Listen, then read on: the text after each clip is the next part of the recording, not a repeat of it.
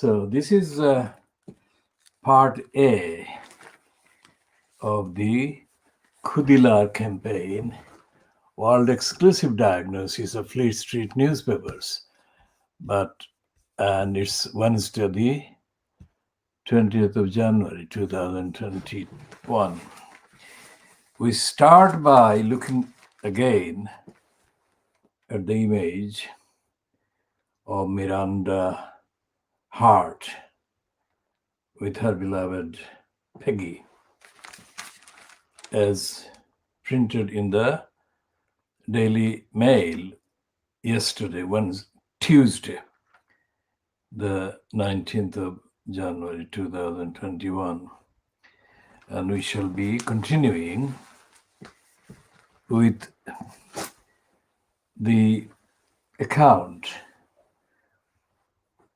That would be the detailed part 2 of the account of the attack by the bearded Muslims and their complicit colluders, a gang of racists that they encouraged, aided, abetted, and hired and paid to carry out the attack on the Kitten's house in Brick Lane in August, mainly in August 2012.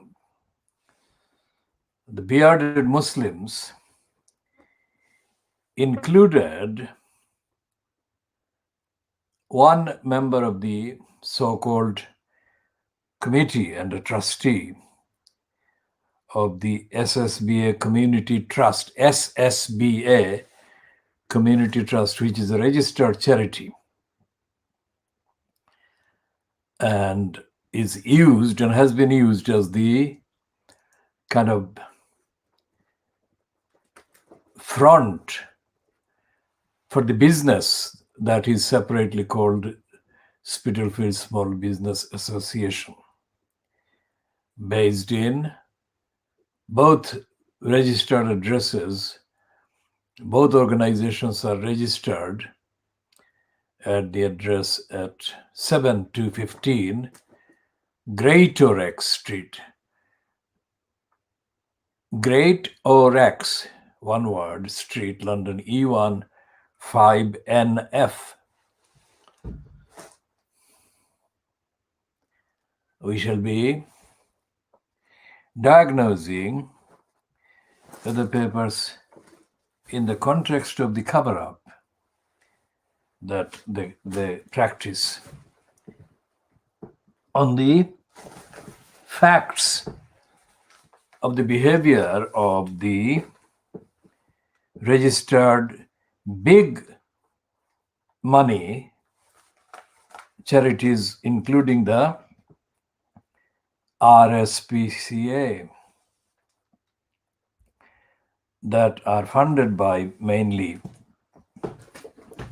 public donations and significant state support. And the fact that the RSPCA has been around for a very long time is important, because if the RSPCA was doing its job of preventing cruelty to animals, then the criminals' attack on the Kitten's house in Brick Lane would never have happened, because the RSPCA was directly sent emails, several emails, and those were sent with the maximum standard of transparency. The communications to the RSPCA were sent and they were copied to the Metropolitan Police and to the criminals at the SSBA. Now we shall, as I said, we shall be continuing this at length, this report, this account. And this is all exclusive, not only the diagnosis of Fleet Street, But this account is world exclusive as well. Anyone wanting to refer to this must refer to this expressly, to this program, and the short authoring and publishing editorial copyrights disclaimers are there on the screen. So they should use in full the statement whenever referring to this or mentioning this. Now, we are just slightly looking at today's Daily Mirror on page 23. Page 23 at the bottom, it says, HSBC to shut 82 more high street branches. That's HSBC. Now, HSBC physically has its headquarters sited in the Canary Wharf kind of complex or complexes situated on the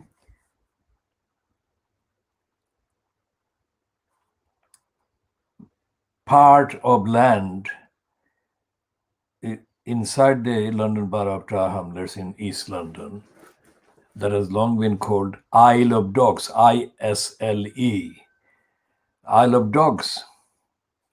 We are not going into the history of the Isle of Dogs, the etymology and the naming of the place as Isle of Dogs, except to say that it was for a very long time left unused, disused, or derelict. Very much similar to the site of what is now the so-called Olympic 2012 Games Park in Stratford, let's say 2 miles or thereabouts to the northeast of the Isle of Dogs. And the Isle of Dogs is now occupied by at least 5 very tall buildings, one of the tallest being that of the HSBC. Now, HSBC is to shut 82 more high street branches. That's in the Daily Mirror, which is performing a cover-up in that headline because it is directly linked to the coming into operation of the so-called Brexit. And during the year or two of Theresa May's kind of very fraught communications for Brexit with the European Union, public concerns were expressed about jobs being lost inside the HSBC and other banks and other financial operations that had been running from addresses in the City of London and as its de facto part, the Isle of Dogs, Canary Wharf. And those were directly explained as being linked to the forthcoming Brexit. And it's not just these financial sectors. We are not discussing the essential fundamental wrong or wrongness involved in the financial market in the context of society, etc., in this part, but just to highlight the fact that Boris Johnson's lying slogan, which was actually prompted by Nigel Nasty Farage and other liars, promoting the Little England racist Brexiteering agenda narrative, taking back control all the controls that they were referring to and implying were linked to the economic independence, as they said, that England would acquire. The UK doesn't feature as a United Kingdom, despite the name. It is actually Britain, and Britain's core being Little England. The narrative, the mentality, and the agenda is based on Little England, the Little English outlook, to the effect that the whole world outside of Little England is smaller than Little England. That is the mentality, and that is the perfect kind of summary of the brainlessness of the gullibles, the millions of gullibles that were lied to, or rather that were fed new lies about their being the superior race, whatever that is. And this headline in the Daily Mirror could be in the Daily Express, or the Mail on Sunday, or the Daily Mail, or the Sun, Scum, or the Scum on Sunday, or the Daily Star, or the Boris Graph. Because it hides the actual reason, and that the evidence that the job losses are directly linked to the Brexit. And they're not explaining that in the copy, that is to say, the main text under that heading. Let's say what they're saying. We are saying that they're not explaining, and let's read what they're actually literally saying. HSBC is to close another 82 branches, several a week from April to September, that is this year, 2021. It will leave some customers having to travel more than 10 miles to the nearest branch. HSBC said counter staff would be offered jobs elsewhere, but that redundancies among other employees were likely. Before the latest cull, that is the cut, HSBC has axed 555 branches since 2015, said consumer group Which.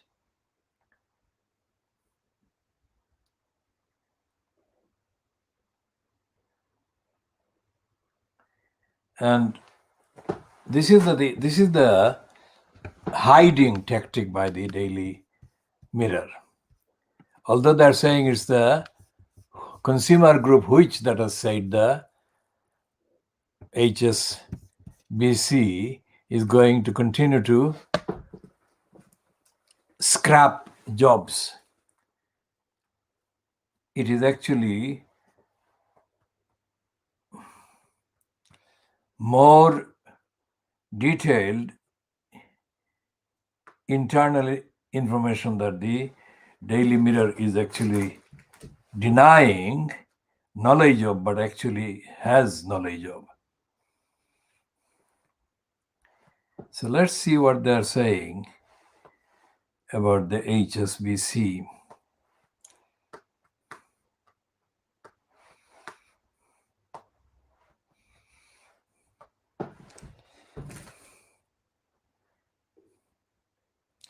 So this one is 3 months old. Exactly 3 months old, 27th of October 2020.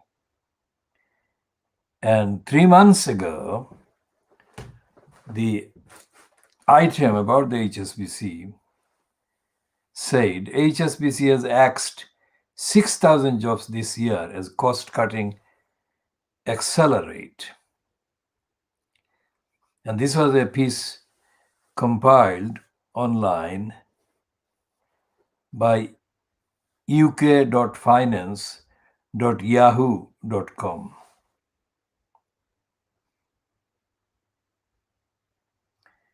And then a week later, on the 5th of November 2020, EuroWeeklyNews.com reported that HSBC was set to cut around 100 jobs in the UK retail banks.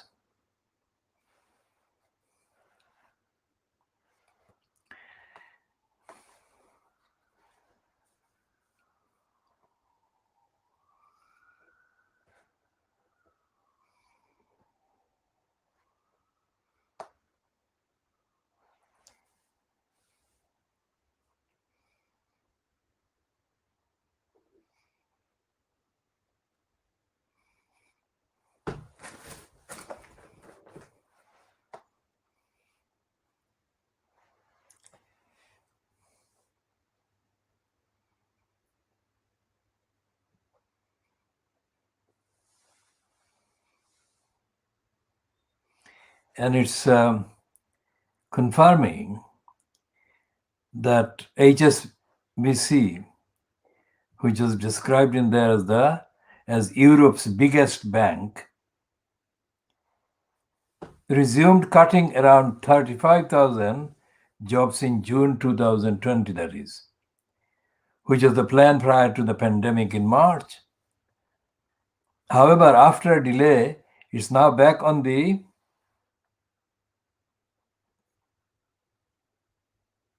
cards with this latest announcement. That was the announcement that was made, dated the 5th of November 2020.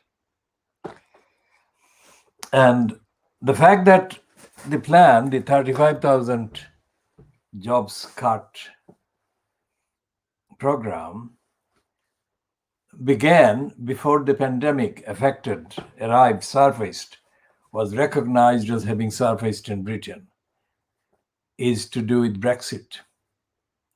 And that was the tendency in terms of the news of thousands and thousands of jobs being lost,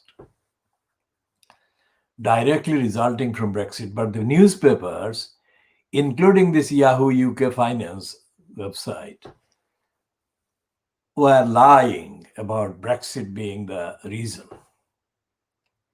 And the reasons are, in terms of the finance and financial market, the reasons have been explained adequately by others. And in our diagnosis, we cannot add anything original to what has been available online and accessibly for the last 2 years. The nearer the so-called Brexit deal or agreement came, the more detailed became the announcements and the information and the reports based on internal kind of briefing by the financial kind of operators, including and as typified by HSBC. So that's not taking back control. The phrase that the liars pushing for Brexit said for the consumption of the gullibles, the brainwashed of Little England that bought this hook, line, and sinker. And it is going to affect every day there are going to be jobs lost, directly resulting from the lack of business with the former partners of the UK in the European Union. And the partnership is not about just doing business with other EU members, but partnership entailed and allowed for favorable terms and facilities for the UK businesses to access other countries through the European Union. Remember, the European Union was originally and basically the European Economic Union. That was the EEU, or European Economic Market, or the Common Market. Common Market neatly summed up the actual purpose for the original formation of the bloc, that was to have and share a common market. And that common market benefited member countries more than it caused them losses. And then when the common market became reliable for the member countries, it became also quite clear that a more hands-on kind of approach to basic human rights was needed by the European Union. So therefore, a number of declarations, agreements, charters, etc. were drafted, and then they were kind of signed by the UK and other EU members, bringing about an environment in constitutional international law that facilitates the implementation of many of the requirements of the UK's and the other member countries signed up status as members of the United Nations and many of its agencies and other organizations. With the slogan being mounted by Boris Johnson and Michael Gove, with the ferocity that they actually used to impose the slogan, assert the slogan, that they would take back control, it was imprinted on the minds of the brainwashable and brainwashed, gullible millions of the Little England that that was the way to go. But they thought that that was the way to go to prosperity, not poverty, to plenty, not shortage. Now, the tendency has been shortage in the last 2 weeks. And it is impossible, looking at the long range of the economic prospects,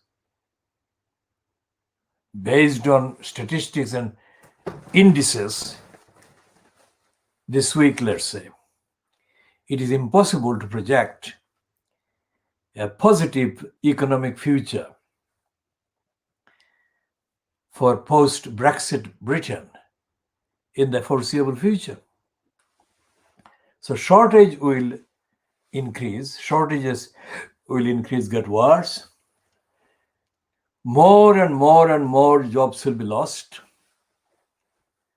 And whatever control Johnson and Gove et al. Promised post-Brexit will get harder to get hold of, ever harder by the day. We shall in due course, of course, discuss in detail, again as part of the exclusive, original world exclusive diagnosis by Fleet Street, of Fleet Street, diagnosis of the coverage by Fleet Street, and the cover-ups of the Fleet Street papers, and the diagnosis being carried out exclusively by the Khoodeelaar campaign, as presented, edited by myself, Muhammad Haque. Now, in terms of the conventional kind of trainings, I'm not limited to conventional training, but I have had all of those conventional trainings at all the disciplines, at all the levels. Now, I am now intellectually and evidentially and factually and contextually running the commentaries and the narratives at levels beyond what has been available and can be available by universities, both in the UK and elsewhere in the Western Europe. because it's the evidence. It's not the presumption of the evidence, but actual facts and the behavior and the evidence day to day, which is why this is the proof that we are doing it day to day. This cover-up piece, HSBC to shut 82 more high street branches. This is a lying item by the Daily Mirror.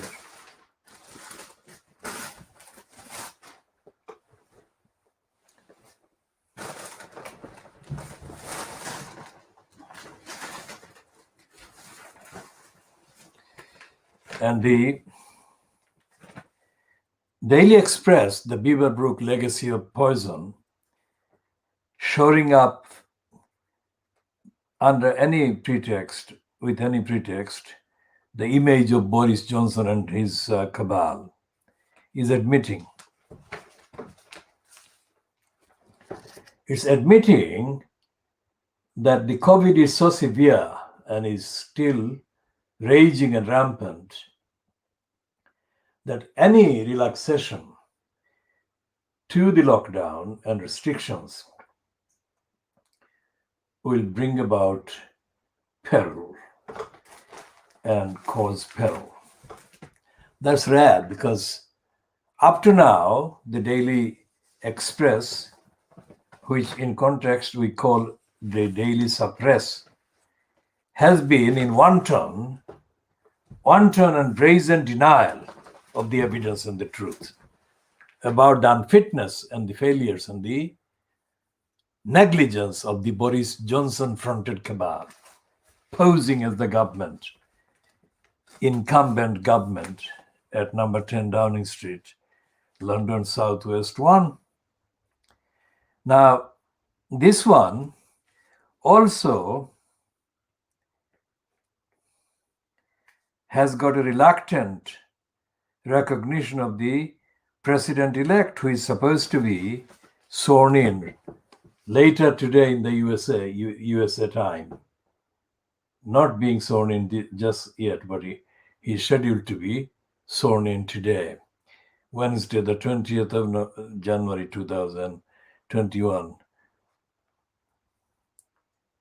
2 months since the election, 2 calendar months since the election. But this headline, COVID, relax at our peril, is not without evidence of its misuse or its being misused as another way to shore up the image of Boris Johnson as the go-getting, getting COVID done or getting vaccine done Prime Minister. And it says, on deadliest day, Prime Minister issues warning as pressure mounts to ease lockdown. Boris Johnson stressed that sticking to lockdown rules is as important as ever, as COVID notched up its deadliest day yet, that is yesterday, Tuesday, the 19th of January 2021. Another 1,610 virus deaths were reported yesterday. In one day, 1,610 people died of the virus. In the worst 24 hours of the outbreak, meaning that 91,470 people have died within 28 days of a positive test. 91,470 people have died within 28 days of a positive test. So we shall be looking more at the role of Fleet Street in covering up.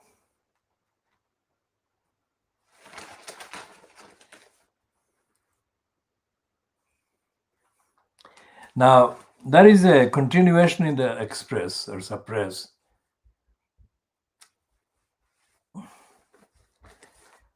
against Meghan Markle and Harry on page 9. Meghan signaled the end of our relationship, her father tells court.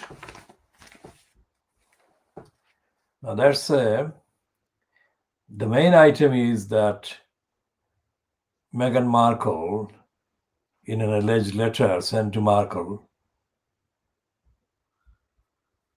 didn't say that she loved her father. It didn't even ask how I was, claims that alleged letter. And this says, now I have to say something about this guy. Nobody ever heard of him. Meghan Markle was heard of by some people at least, because she was an actor in Hollywood. And she was an actor in a leading part, playing a leading part in a series. So she had been heard of. As for her father, Thomas Markle said he wanted to correct the lies leveled against him by Meghan's friends in a USA Magazine article. Now, a few months ago, this guy was reported to be nearing death, which he has been reported to be doing almost for 2 years now. Every now and then, he is either almost about to be dead because of illness and whatever, and then he is reported to be back again with a big news item against Meghan Markle and Harry. Well, we are not. This program is not a supporter or fan or anything like that of these two. But we are objectively comparing the role of Fleet Street in carrying out pieces attacking Meghan Markle. Almost simultaneously, when they are carrying out outlandishly exaggerated plugs for Kate Middleton and her and Will's children. Now, we don't want to go into details about the children, but the children are exhibited as they are being exhibited today. Here,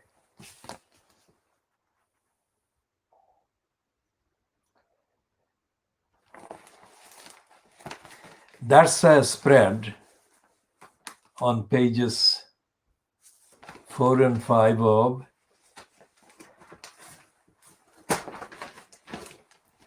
a special supplement of the Express about dedicating to the royal children. It's not us saying it, but they are running a special supplement, calling them the royal cuties.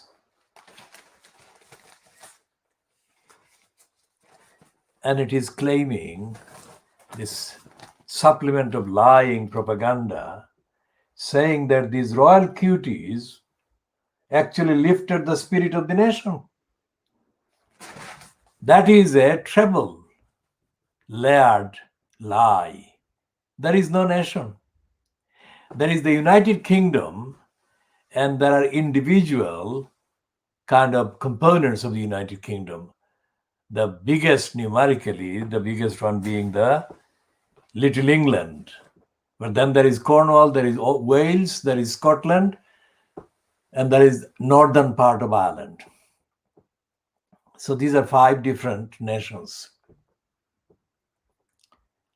And so therefore, what on earth are they saying these cuties lifted the spirit of? Which part? And it's only in the same paper, same edition of the Daily Suppress, the Daily Suppressing the Truth, in which they are running the latest attack piece against Meghan Markle and citing the latest spewing as disclosed allegedly to a court by Meghan's father, Thomas Markle. And there are 1, 2, 3, 4, 5, 6, 8 pages of the supplement. The back page is that, and as I have shown, page 4 and 5 and followed by 5, pages 6 and 7 is another huge exhibition of the children, the cuties. And they actually recruit or exploit or misappropriate the image, or one image of David Attenborough, who is himself recited as a national treasure. And here is the express, remembering John F. Kennedy. And they're doing this as a peg to today's scheduled inauguration of Joe Biden as president. This is not something they have done before. They have not done for the 5 years. They have not mentioned the Democratic Party. And Ann Widdecombe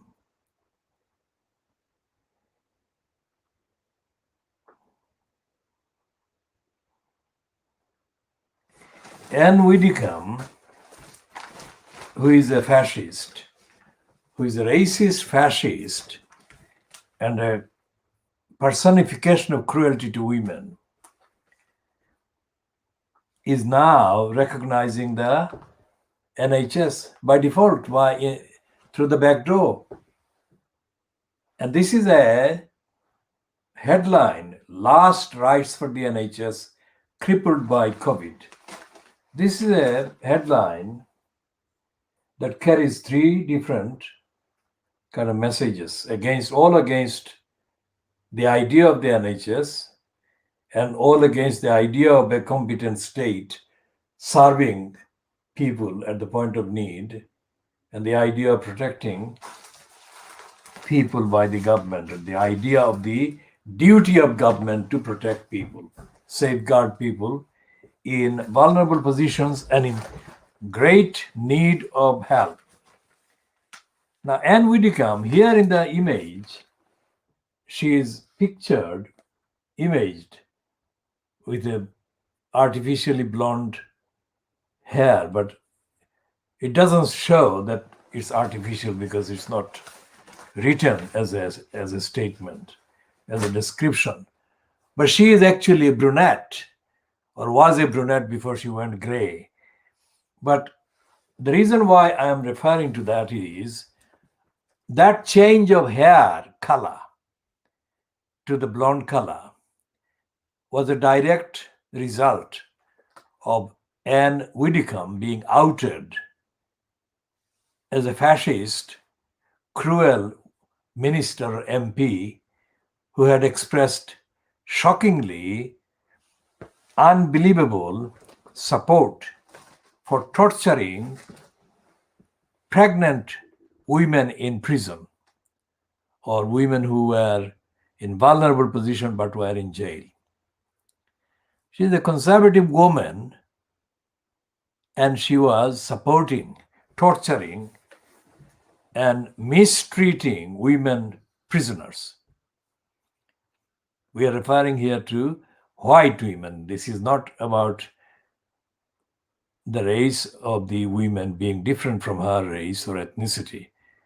So she was quite openly, brazenly contemptuous of the rights of other white women that were in prison.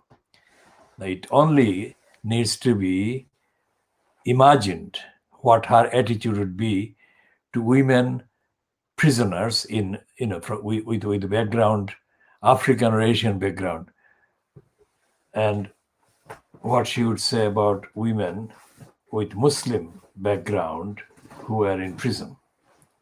So after this cruelty and kind of ruthlessness and lack of compassion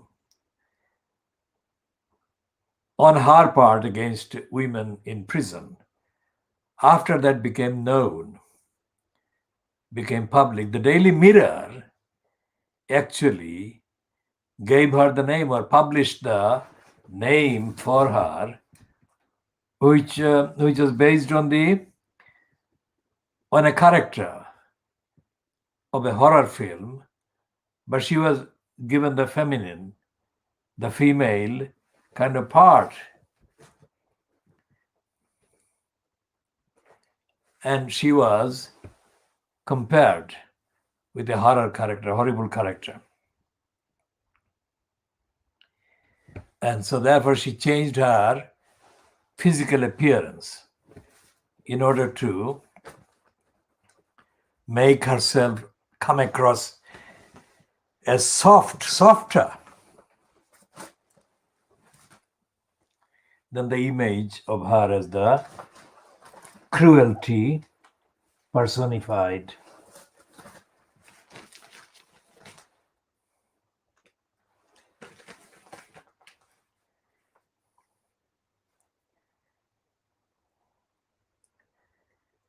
So she's saying that the last rites meaning the formal kind of rituals after a person has died or is about to die, that is the NHS has never been able to meet every last demand placed upon it and never will. Now, that is a confirmation of what we have been saying for months on this channel, that since the foundation of the National Health Service, the idea behind it being that health service, health care would be provided to people at the point of need, not based on an ability to pay. And that point of need was universal. That is to say, it didn't depend, the provision of the health service to the people in need of health service at the point of need, that is, did not depend on their ability to pay. That is universal. Just like a very good item of welfare benefit called child benefit, until the Tories started to mess with it, there was a child benefit that was paid to parents of children, regardless of the parents' level of income. Now, Anne Widdecombe was used by the Daily Mirror or condemned by the Daily Mirror as a foul, evil, heartless, ruthless, cruel, unkind person.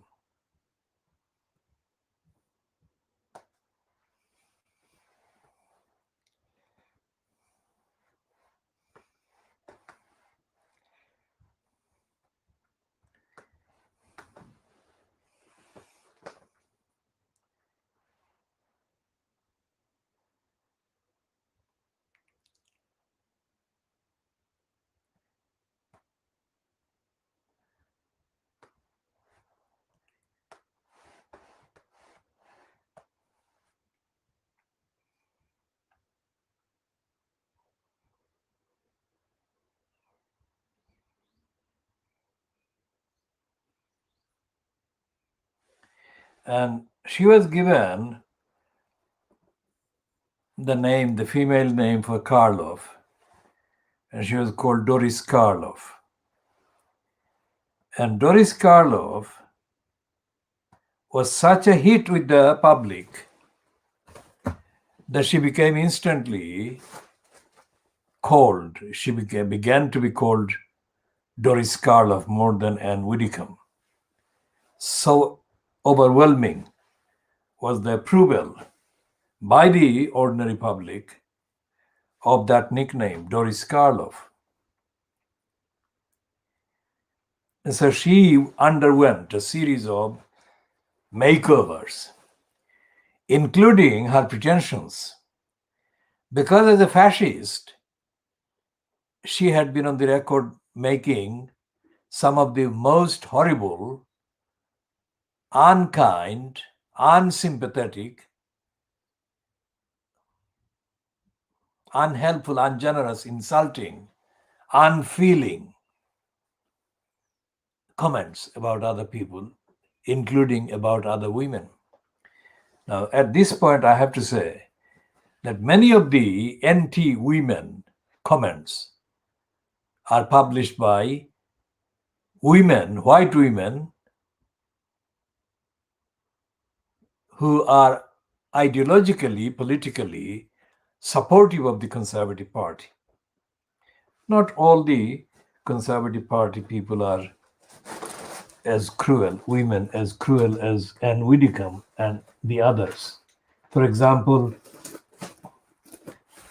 Theresa May keeps trying. Theresa May keeps trying to come across as being less hostile than she is. As we shall be looking at one of her comments reported in one of the Fleet Street outlets today. But the tag of Boris Karloff actually stuck in the vocabulary, the ordinary colloquial vocabulary.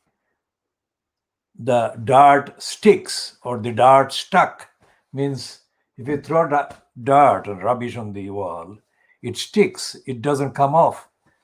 So the Boris Karloff was the name of the male character in the horror movie series, and the Doris Karloff applied to Anne Widdecombe after her cruel treatment of women prisoners came to light. And since that time, she has been given any number of platforms, any number of commissions by chat shows, talk shows, so-called whatever, radio and television, mainstream, and columns in Fleet Street papers. And she has pushed for that kind of slot or slots, those kinds of slots for herself, so that she could go on justifying herself and explaining her role and her behavior and her attitude. And while doing so, gain additional thousands and thousands of pounds and get rid of the image of her as an evil, foul, fascistic, cruel woman who hated other women, especially women in poverty and low income, etc. So for her to get this headline in the Daily Express today is completely inconsistent with everything she believes in. And when you read the actual copy underneath the headline, that is what is revealed. She is exposed as having no sympathy for the idea of the NHS.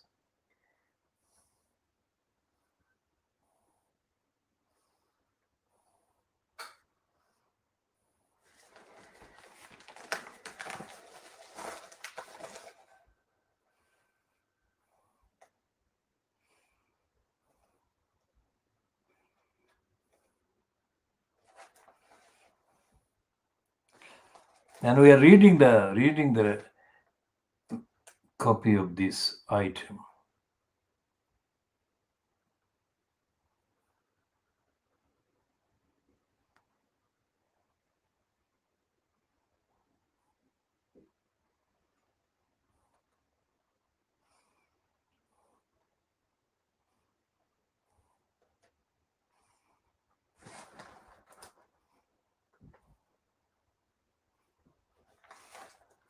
And she is supporting, as I have said before, I read that she is supporting the conservatives' ideological opposition to there being a national health service. So the headline, "Last Rites for NHS Crippled by COVID," is treble layered lie, because they're looking for any excuse to write a headline that says that the NHS is over, it's ended, it's finished. And they can't say, and they won't say that the NHS is finished, because the conservatives and the people who set their agenda and people who are served by the conservatives in government don't want an NHS, because that way the private business of health, or private business in the name of health or in the health market, cannot do its exploitative business. That means larger numbers of people are exposed to death by neglect and negligence and lack of access to health care. So the so-called Supreme Court judge, Jonathan Sumshon or Sumpton, however it is pronounced, who abused the platform on the BBC at the weekend and insulted the idea of everyone's life being sacred, when he said that this woman who had been undergoing cancer treatment or treatment for cancer, that her life was not as important as some other lives. This has been the raging mentality, that raging thrust in the minds of so many people in positions of making so many serious decisions affecting other people's lives, literally other people's lives. And the Labour Party, while in opposition, because in government the position is even worse, but in opposition the Labour Party is in ideal position to thoroughly examine the evidence on all these key issues affecting society, so that when in government, whenever that is, they can deal with the issues with less obstruction and less diversion, and can actually get down to bringing an end to the denials and deprivations and lying that the previous conservatives had built into the state structures in the latest rounds of their attacks on the idea of public services. So Doris Karloff is being given the platform by the Beaverbrooks liar daily suppress the truth to attack the idea of the NHS, and attack it by blaming COVID as if COVID was a personality. COVID is not a personality. It is the state of negligence and unfitness on the part of the government, fronted by the cabal, personified and embodied in Boris Johnson. So she is Anne Widdecombe. Doris Karloff is a supporter of Boris Johnson, has been a supporter of everything right-wing and racist and cruel that Boris Johnson supports.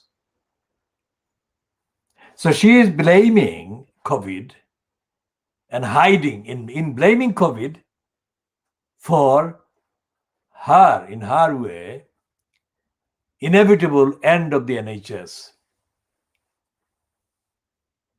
by denying the fact that the NHS was kept unprepared, unequipped for decades by the Conservatives.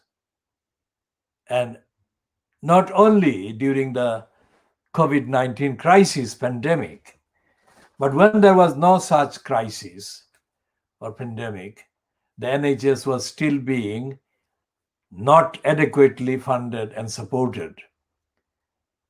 And instead it was exposed and kept exposed to exploitation by the racketeers operating billions of pounds worth of racket through contracts and through confidential deals among pharma companies and their consultant agents installed as consultants within the NHS system itself.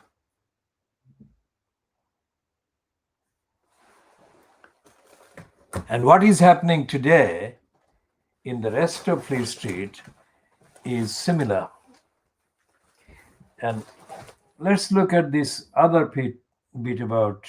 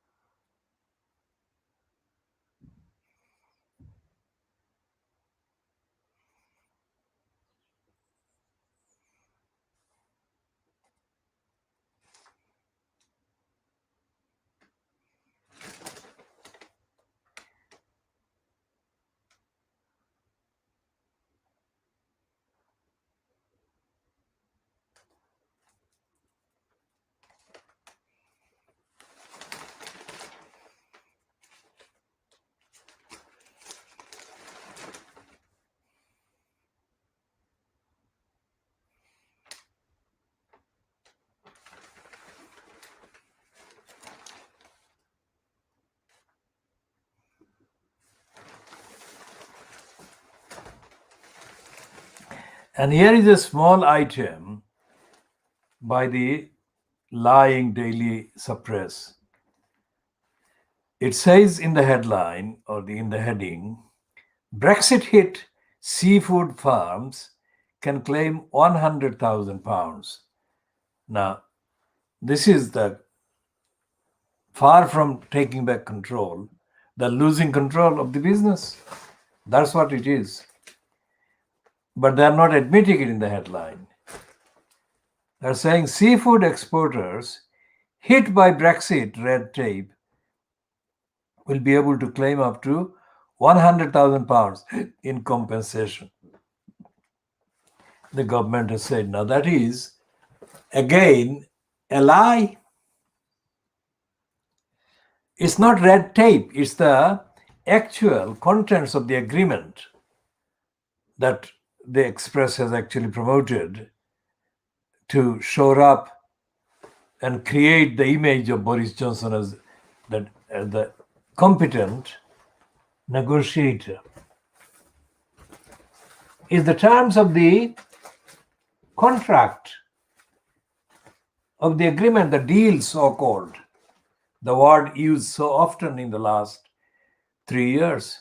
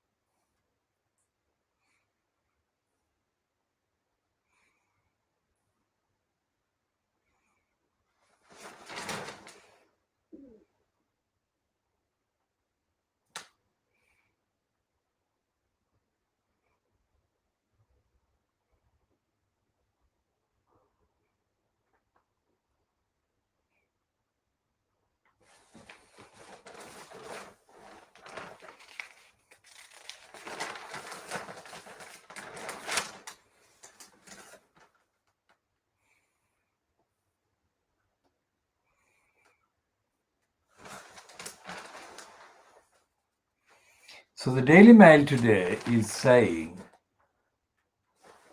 that, yes, is publishing this. This is the point about Theresa May that I mentioned earlier.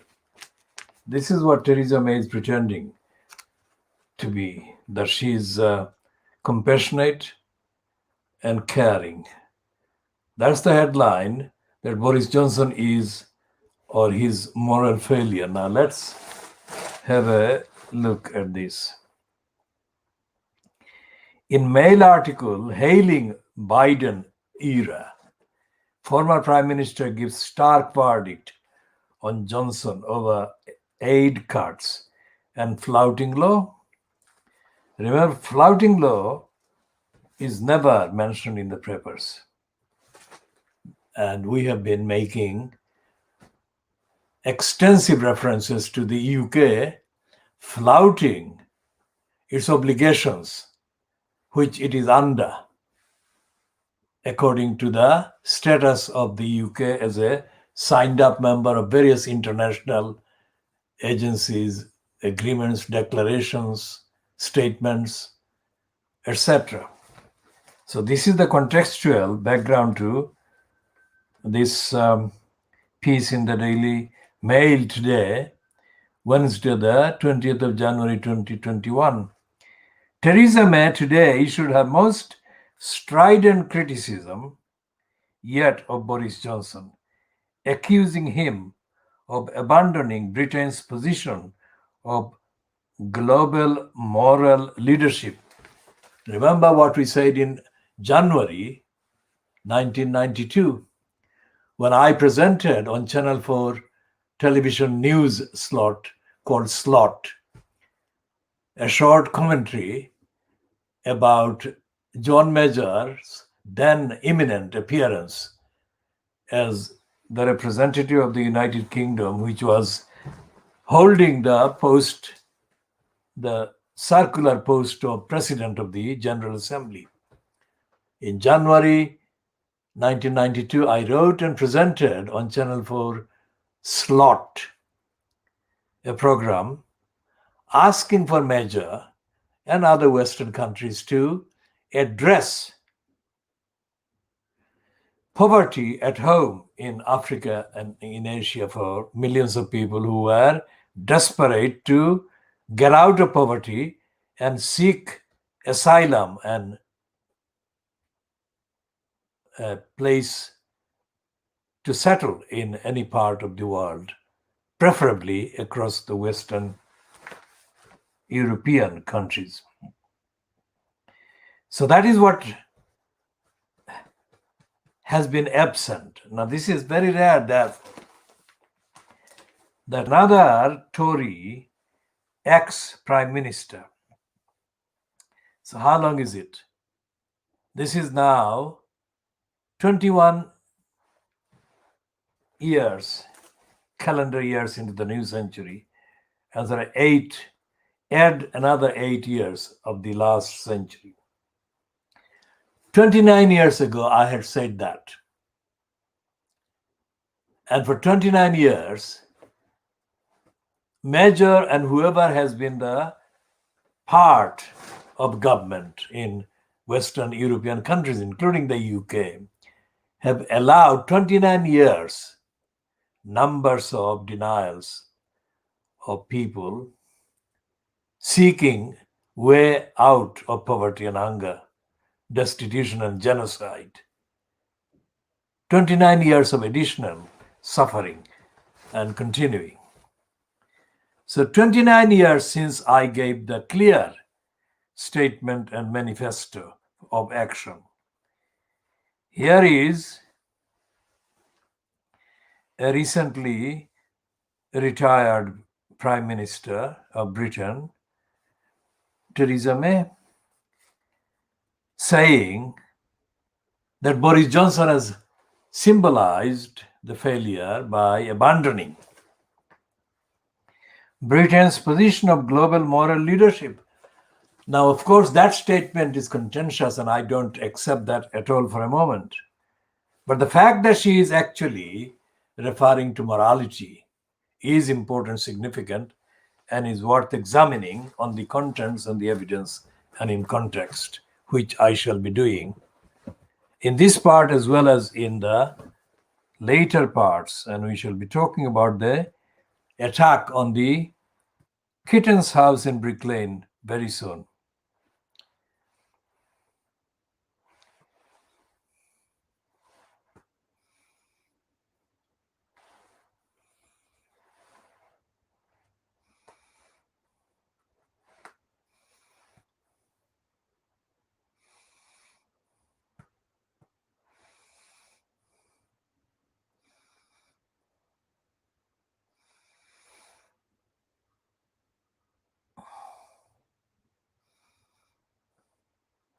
Now, The Guardian is running a similar kind of heading to the one by the Daily Mail about Theresa May accusing Boris Johnson of abandoning global moral leadership. That is based on the falsehood that there was a global moral leadership by Britain in the first place. There was never moral leadership by Britain. But let's look at the copy in the Guardian online version. Theresa May has accused Boris Johnson of abandoning Britain's position of global moral leadership in her most unrestrained attack on her successor yet. Writing in the Daily Mail, ahead of President-elect Joe Biden's inauguration, the former Prime Minister had stern words about both the outgoing US President Donald Trump and her successor, that is Boris Johnson. Theresa May said that in her view, Johnson has failed to honor British values. Now, this is again a very untruthful kind of assertion, which we shall be doing correctly, dissecting in a minute. May said that in her view, Johnson has failed to honor British values by threatening to break international law during Brexit trade negotiations and backing out of the foreign aid target, writing that these two maneuvers had not raised our credibility in the eyes of the world. Threatening to break international law by going back on a treaty we had just signed and abandoning our position of global moral leadership as the only major economy to meet both the 2% defense spending target and the 0.7% international aid target were not actions which raised our credibility in the eyes of the world, she wrote.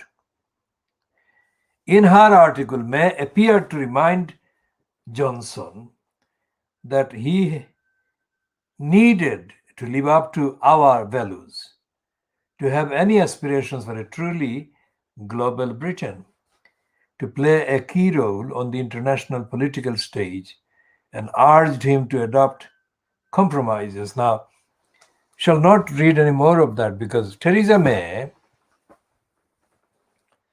is doing an internal kind of dig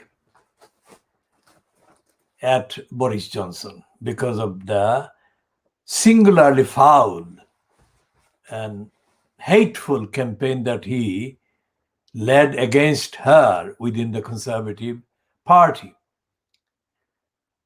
Because Theresa May is the person who was exposed as having issued directions while she was in post as the UK's Minister for the Interior, that is to say, what is called the Home Secretary.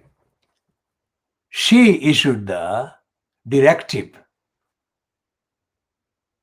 for Home Office and other government staff to create a hostile environment in which particularly people from the Caribbean, who are also referred to as the people from Jamaica who landed in a port in east of England at the height of the shortage of manual and other labor workers in Britain. And they were treated throughout the period since they arrived, treated with obvious racist kind of mistreatment, negligence, and hostility. So let's look at the hostile environment.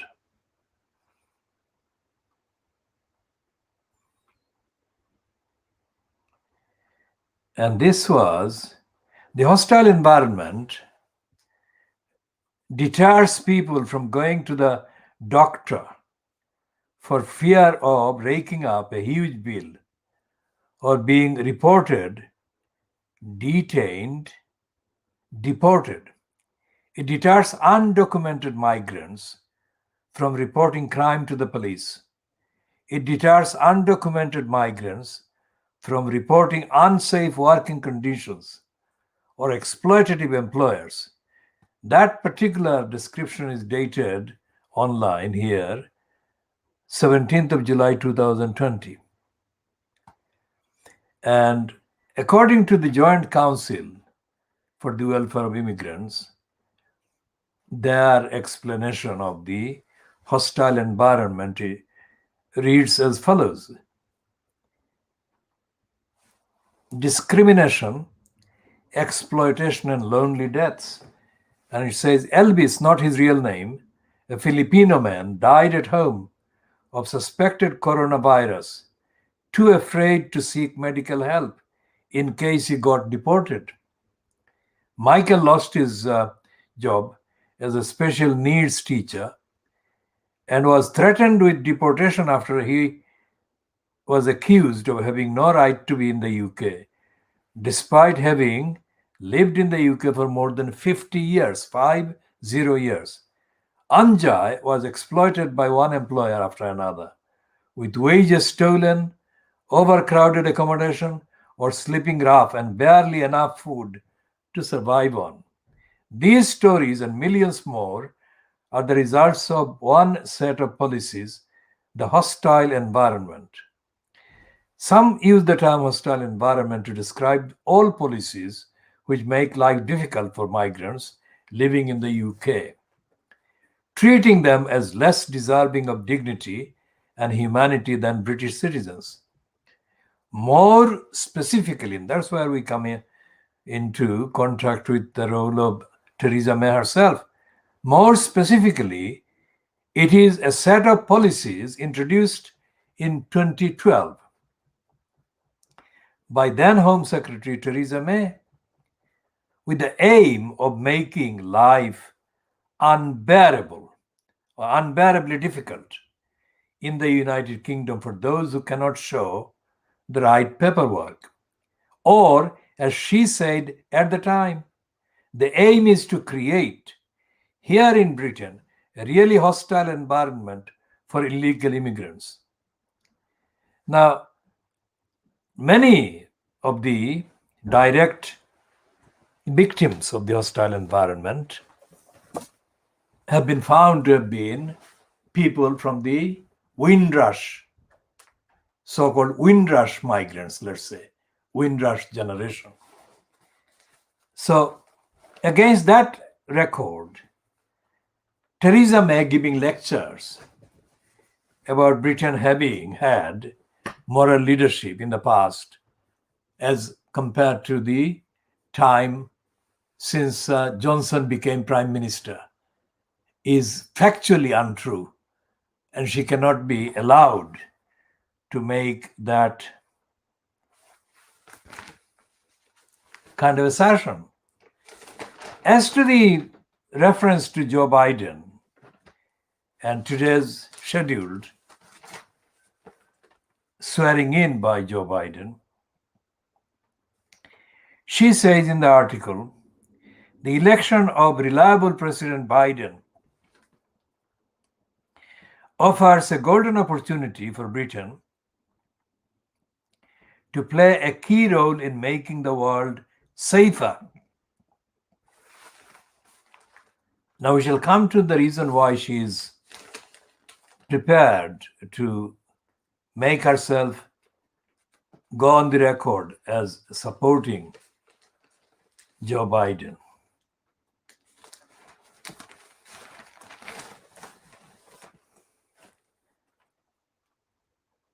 She suggests that her successor, Johnson, will be unable to grasp it unless there is an end to mature diplomacy where a few self-styled strongmen like Donald Trump and Vladimir Putin face off against each other. In a pointed reference to Mr. Johnson's vow to build back better, she says that strong leadership knows when to compromise. However, in a statement issued to the Mail last night, Johnson pledged to work hand in hand with the new US president to defend democracy and tackle Britain and America's shared challenges, and so on. But this is the two-page spread in the Daily Mail today based on Theresa May's name to the article.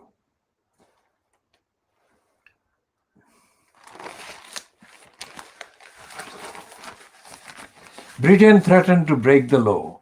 We abandoned our global moral leadership. We did not raise our credibility in the eyes of the world. Now, the loss of morality, whether it was sustained as a claim in the first place, putting that aside for the moment, the commitment to moral leadership and moral and ethical leadership are less important than commitment to moral and ethical practice, behavior. And if moral leadership or behavior is missing from the behavior of Boris Johnson-fronted cabal today or in the last 18 months or whatever, then moral and ethical conduct is very much absent from the behavior of the elected local councillors, such as those in place and those who have been in place for the last 20 years in Tower Hamlets. And back to the attack, the August 2012 attack on the Kitten's house in Brick Lane. The attack mounted, altogether carried out by about 12 people. And the attack was conceived by a gang including several bearded Muslim men,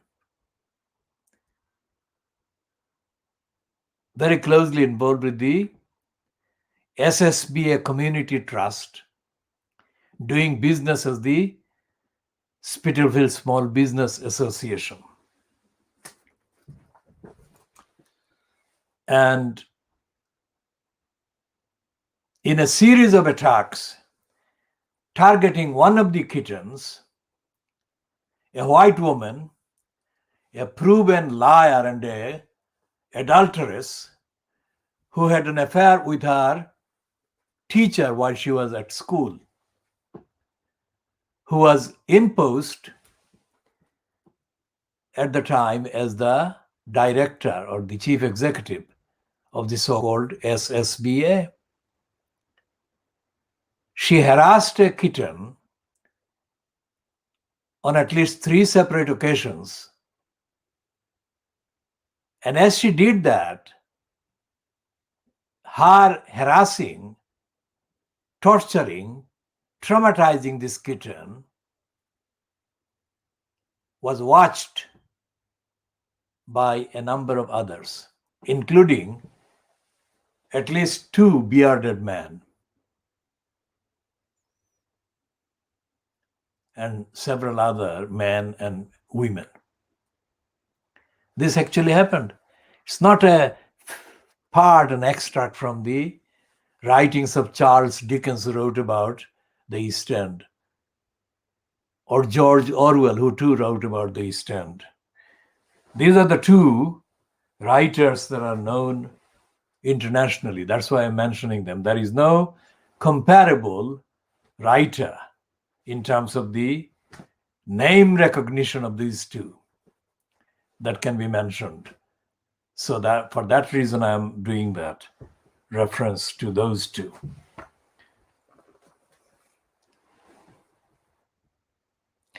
And when this white woman of dubious character and known proven liar and a criminal and racist was engaged in the harassment and attacks on the kitten, because the other 2 kittens were hiding and this one was hiding in another space in the building.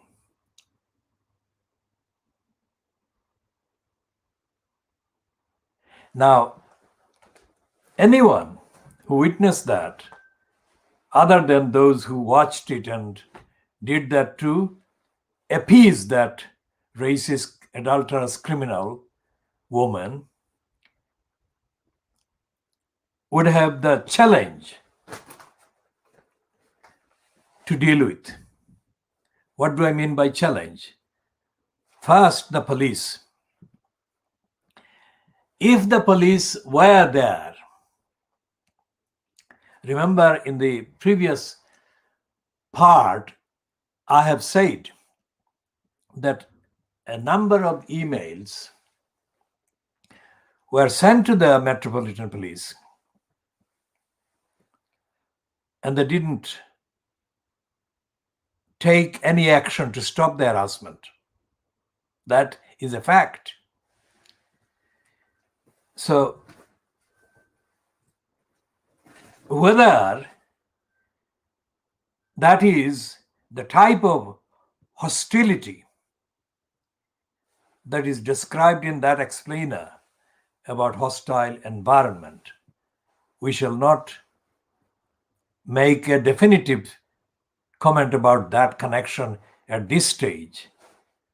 But that is the fact that the police took no action despite being sent. That is, the London Metropolitan Police took no action to stop this serial criminal attacks on the kitten by this racist white woman who had a record of being a proven liar, who had been sacked from one of her previous jobs because of lying and abuse and conflict of interest connected with alleged personal relationship with a person who was on the committee of the organization where she had been employed and whose resources she was abused. She was accused of having abused and lied about. So this woman was repeatedly mounting the attack on the kitten. Frightened kitten, scared kitten, targeted by such an evil, foul person who was trying to unsettle it, scare it, and destroy it. So if an independent witness, not part of the attack watchers, wanted to intervene, they would have to do that lawfully, in my opinion, and on the evidence. And if they wanted to intervene lawfully without breaking the law themselves,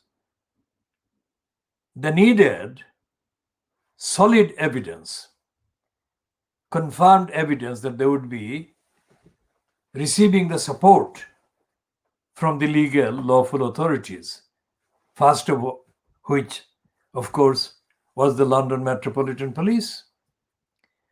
So the fact is that the London police were contacted, but they did not take any action. They did not reply. They did not respond with action, let's say. And the second lawful constitutional law structure was the locally elected council, the London Borough of Tower Hamlets Council. I'm taking longer pauses between sentences for the simple reason that anyone watching this can reflect and not miss anything I'm saying because of the speed. And I'm going, the pace is slower for that reason. Comprehension and understanding. So the local elected Tower Hamlets Council could not be relied on or contacted in the context of preventing this criminal, racist, corrupt, adulterous woman from continuing the attack on a desperately scared kitten. Why? Because the locally elected Tower Hamlets Council was involved in the harassment. Two of its employees, one is the name of one of them, a woman from America or North America,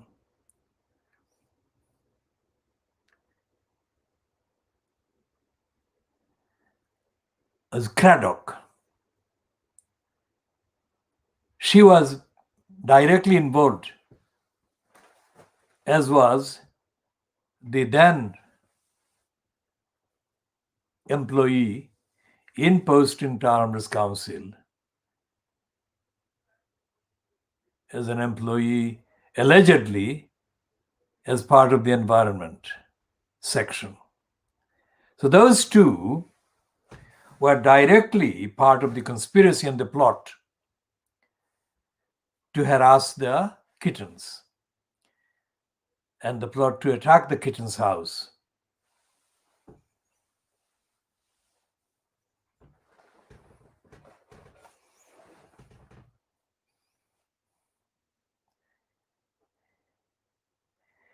And what happened was that the communications that were sent drawing attention to the serial harassment of the kittens by this adulterous, criminal, racist, crooked, white female who had an affair with her school teacher while she was at school. These communications were copied.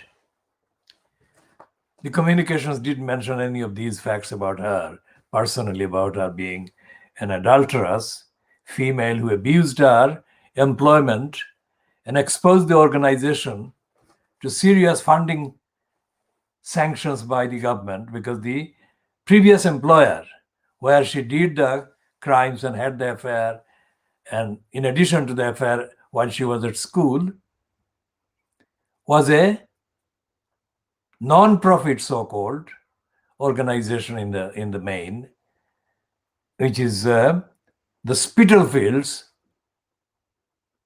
Housing Co-op, which was funded by the then Greater London Council when it was started at the end of the 1970s. and the beginning of the 1980s.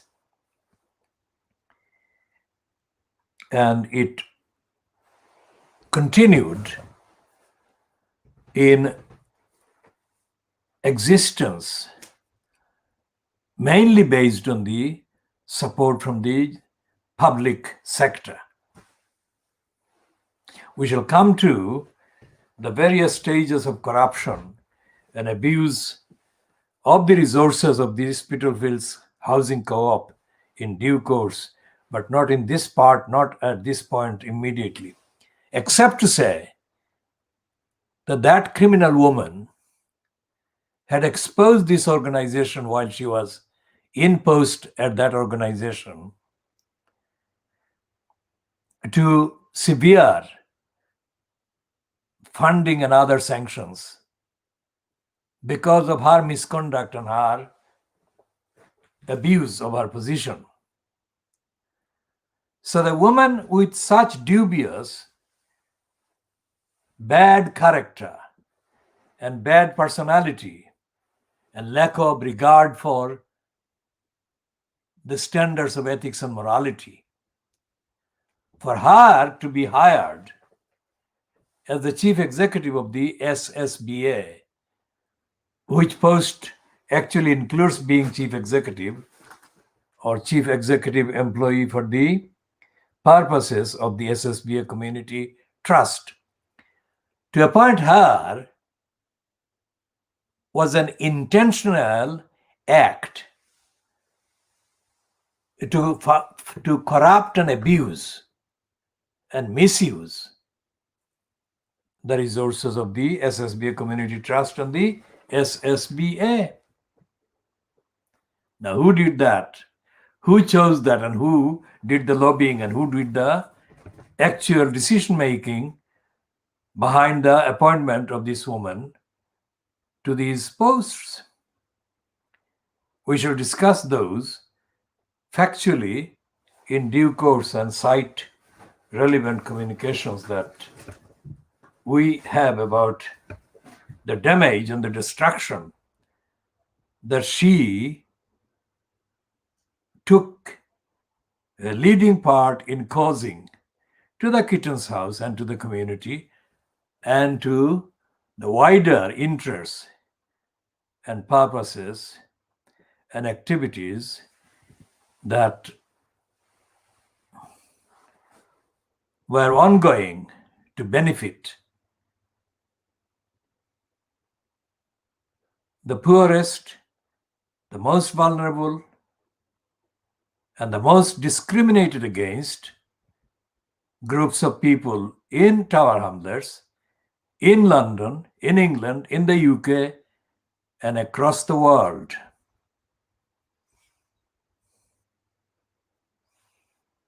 Now, at the time that these attacks were taking place,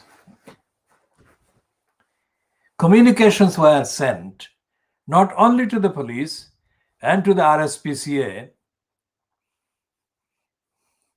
but they were sent to Keir Starmer. Keir Starmer, who is now leader in the name of the opposition in Parliament, at the expense of the Labour Party and the society at large. Keir Starmer was then in post as the DPP, that is to say, Director of Public Prosecutions, installed in an outfit, an agency called the Crown Prosecution Service. The CPS is an agency, the executive agency of the UK Ministry of the Interior. That is called the Home Office. Now, as I said before, Keir Starmer, on the record, is a liar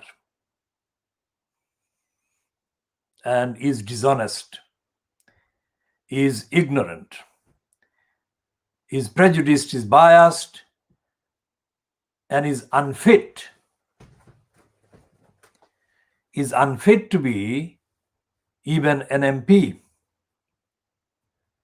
because of his bad conduct and bad character.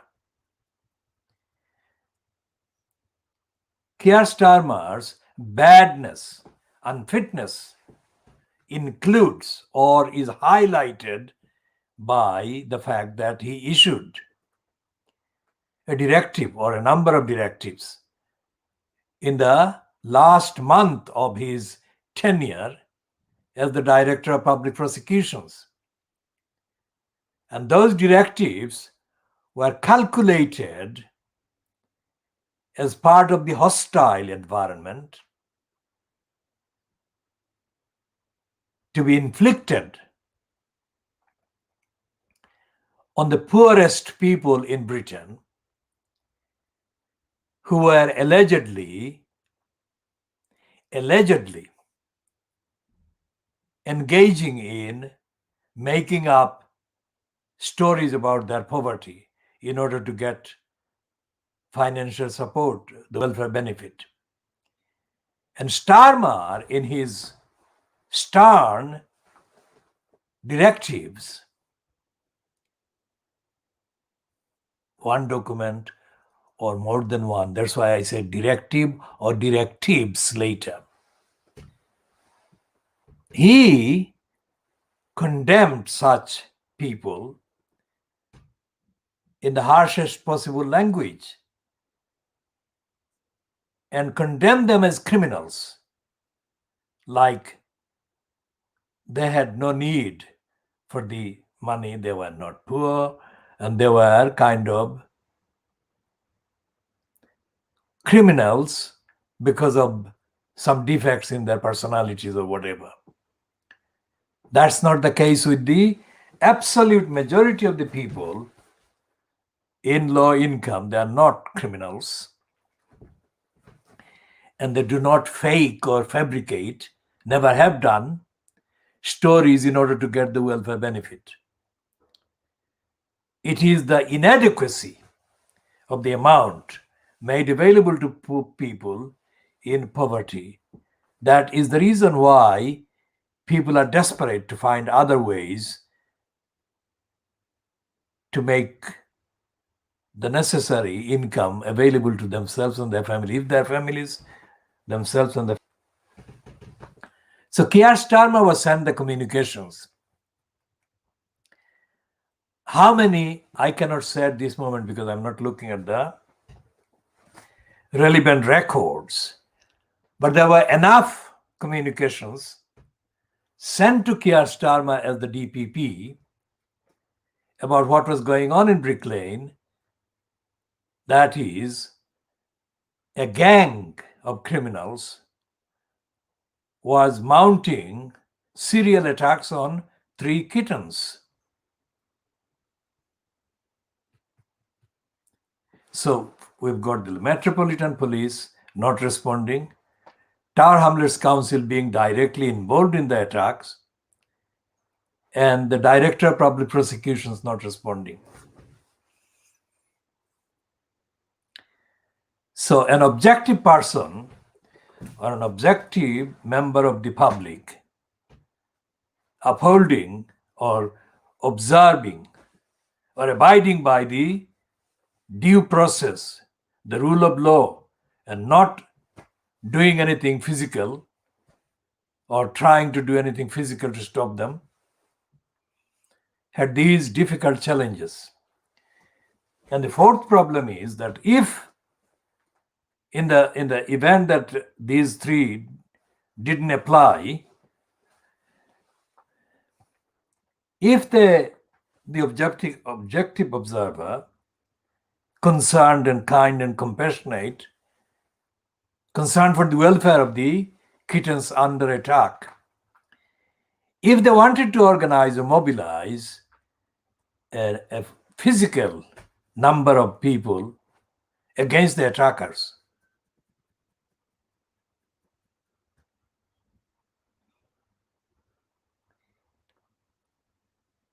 they could do that. Cognitively and rationally, they could have done that. But they shouldn't have done that. Why?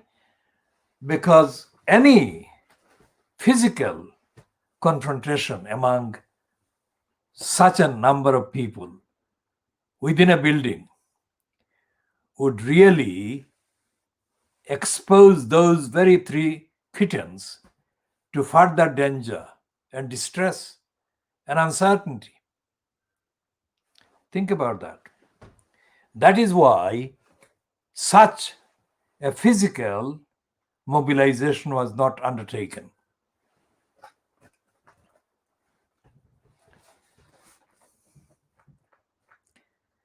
And the primary and the paramount concern was to make sure that the kittens faced as little uncertainty, threat, and pressure as possible.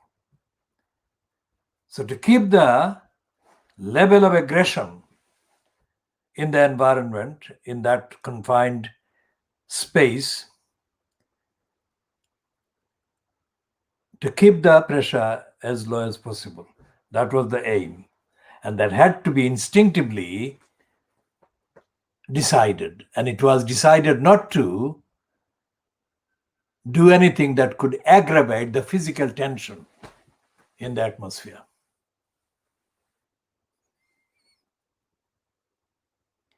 The kittens don't have human vocabulary or language.